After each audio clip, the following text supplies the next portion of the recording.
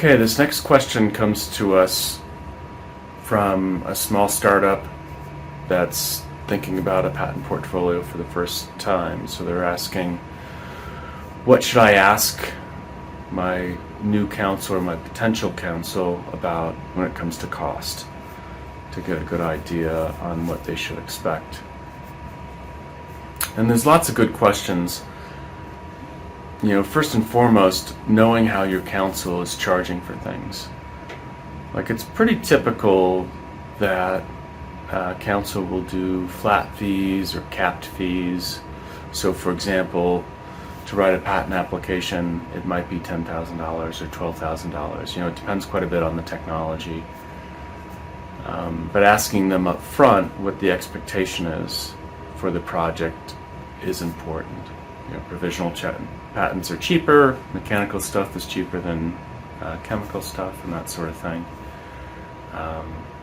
But knowing generally what the project will cost. Another factor you might look at is what all will they do under fixed fee or flat fee. Will they respond to office actions in that way? What about the small charges that come up?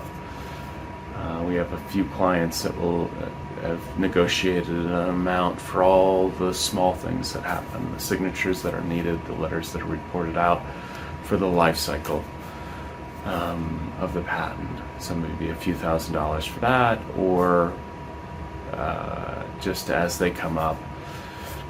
Sometimes you can look at billing rates. Billing rates can be a little misleading because you may go with somebody who has a very low billing rate, but they take a very long time to go about doing the work.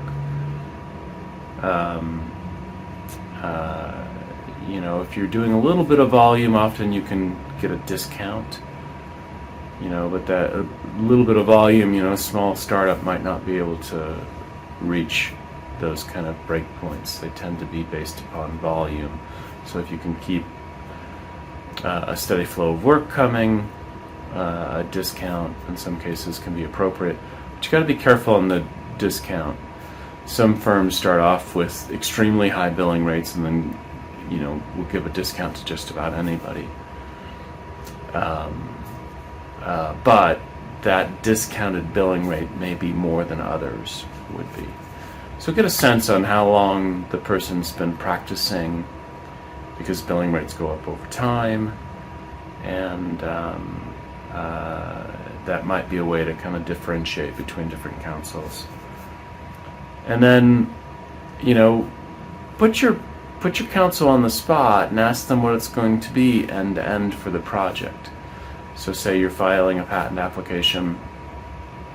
Well, there's going to be some miscellaneous back and forth. There'll be some office actions that come up. There's fees that have to be paid to the government throughout this process. Ultimately, there'll be some costs to attend to the issue fee, and then there's ongoing costs after it's issued that you would be paying typically to an annuity service if you use one. Sometimes the counsel will go about and pay those maintenance fees. But what you can expect end to end, and you'd be surprised at the answer you might get. So often you'll talk to your patent counsel and you'll ask them, I want to file a patent. How much is that going to cost? And $10,000, you'll say. Well, often that number isn't including the government fees, which can be quite expensive, thousands of dollars, depending on the size of your company and whether you're expediting. And then it's very typical to have 2 to 4 rounds of argument to get the case allowed, and each one of those rounds can be a few $1,000s, maybe $3,000 per round.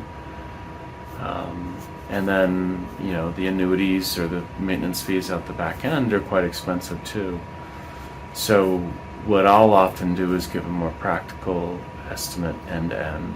Maybe $10,000 to write it, $10,000 to argue it and attend to the back and forth, and then $10,000-ish in government fees is probably more typical. I would say probably about $35,000 in the U.S. for a patent end to end. depending on the technology. Sometimes you might be writing up a real complex patent application that has a bunch of different ideas in it, but just for a pretty simple single idea patent application, that's what you can expect. One thing that the TIP tool allows you to do is it allows you to get a guess, once you've put your idea into the tool, on how many rounds of argument you might have for a particular idea and how long it's going to take. And that's often quite instructive. And for counsel that tends to argue it more, you're going to see the costs go up, right? So having a good idea on how long it's going to be churning through the patent office really has a big effect on the cost.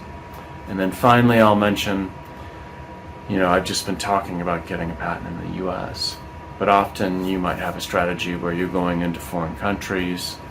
It gets quite expensive quite quickly. So you can expect $25,000 to $50,000 per jurisdiction.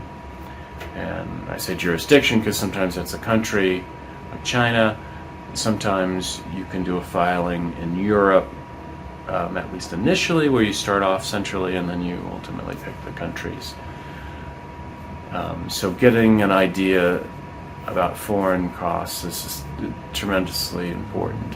And there are tools available that will give predictions on costs, because very quickly your $35,000 to get patent protection in the U.S. might balloon into $250,000 to pursue a pretty aggressive foreign strategy. But even just a couple of countries, you might be $100,000 into it for a single idea. So knowing what those costs are up front, because I've had many a patent strategy where it starts off very ambitious.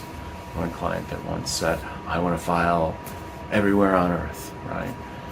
And I was able to successfully talk him down to just a dozen countries, maybe a dozen and a half countries. And as they saw those bills coming in, it didn't take long for them to quickly figure out that they really needed to curtail it. I think ultimately we let most of that go. So they spent several $100,000 pursuing those patents, only to abandon those efforts in most countries. So have those conversations with your counsel. Get an idea what the costs are up front.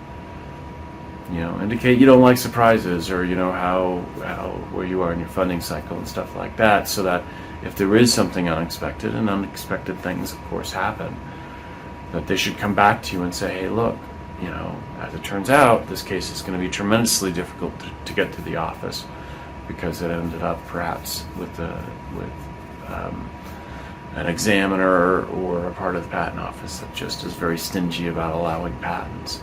And knowing that, and the TIP tool will give you those predictions on patentability, is very important, because you may find that you have a 10% chance of getting a patent through. Maybe it's not a great idea. Maybe you let that go rather than having it churn many rounds only to find out that you don't get something out the other end. So you have to ask about costs. You have to talk about money in these conversations, because it's very important so that you can achieve the protection or the goals you want to get with your patent portfolio within the budget you can afford or you had in mind. It's got to make sense, and there's got to be value for that money you're spending. So I hope that helps answer the question. If you have any further questions, put in the comments below. Don't forget to like the video and subscribe to the channel. Thank you.